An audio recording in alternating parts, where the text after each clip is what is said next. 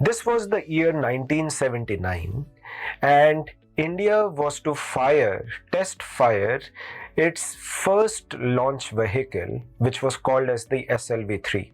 The place was Sriharikota, and the project director of this project was Dr. APJ Abdul Kalam, our erstwhile president. The date of firing this rocket was August 10, 1979. This was the first time India was to test fire its satellite, Rohini satellite, using its own launch vehicle, SLV-3, Satellite Launch Vehicle 3. Everything was going all right.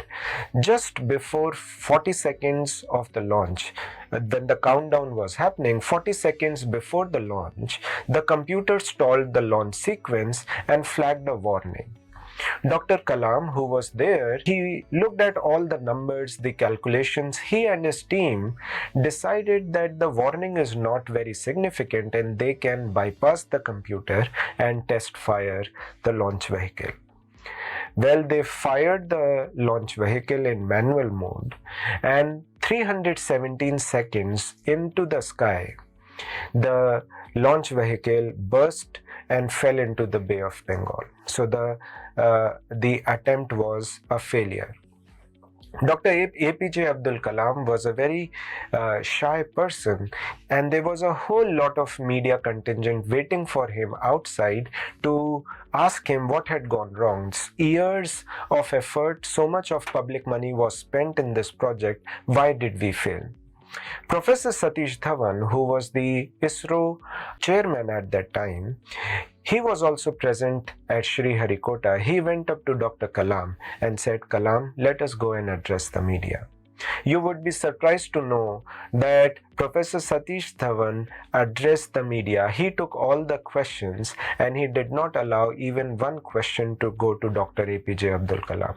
And what did he say? He said in public, we failed, but I have great faith in my team that we will try again and succeed for sure. There were no person who was changed from the project.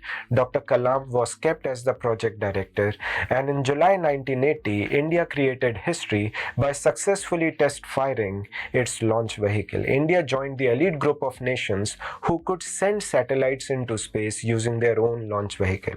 Professor Satish Dhawan was again present at Sriharikota. He went up to Dr. Kalam and said, Kalam, go and address the media. You see, I narrate this story as a starting point of our discussion on leadership because we must recognize that Dr. Kalam was a great man himself. In 1997, he was conferred the Bharat Ratna. 2002, he became our president. But when anybody would ask him about leadership and what is his biggest learning about leadership, he would invariably narrate this incident and he would say, when failure came, the leader took the responsibility, but when success came, the leader happily passed it on to his team and subordinates. This is one of the first learning on leadership that we must need to keep in mind. This incident is beautiful because it illuminates various facets of leaders that we are going to talk about. So the first aspect of this street leadership, I mentioned that street leadership is made up of 5 alphabets, TREAT, 5 aspects of leadership that we will be discussing. The first T is about task orientation. As a leader, you must recognize that you have to be task oriented. Leadership is not about being goody-goody. As a leader, we have to be focused on the task, and that is our primary duty. And that is why I begin my discussion on leadership by talking about the task orientation. And task orientation is made up of 4 behaviors. First, as a leader, you must know clearly what is it that we have to do. So you must clarify to your team, to your subordinates, to your people that this is the work that we have to do, and you must be clear in assigning to them what is it that they have to do. So you have to clarify their roles and responsibilities. You have to clarify what is it that we have to do. Then you need to monitor the progress. You need to be present in case there is any problem. You need to be a problem solver as well, and you cannot do unless and until you are good at the task. You know what the task is. So task orientation is extremely critical. And the last, what Professor Satish Dhawan demonstrated, you must be there to buffer and shield your kalams, shield your good people, capable people from unnecessary office politics, unnecessary office dynamics. Whenever it comes up, you must be there to protect them. This is very important when we talk about task orientation of leaders, because unless and until the leader knows the task and is very sincere about the task that needs to be accomplished, there could be no leadership, because at the end of the day, leadership is about taking people towards a goal, and the leader must know that.